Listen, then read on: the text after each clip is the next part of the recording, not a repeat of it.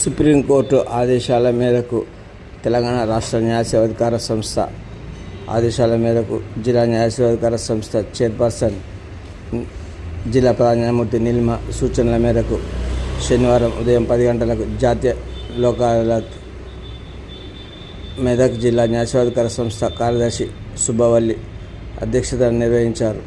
ఈ కార్యక్రమానికి junior civil judge సిరి సౌజన్య, mobile court జడ్జితో పాటు న్యాయవాదులు, కక్షిదారులు తదితరులు పాల్గొన్నారు.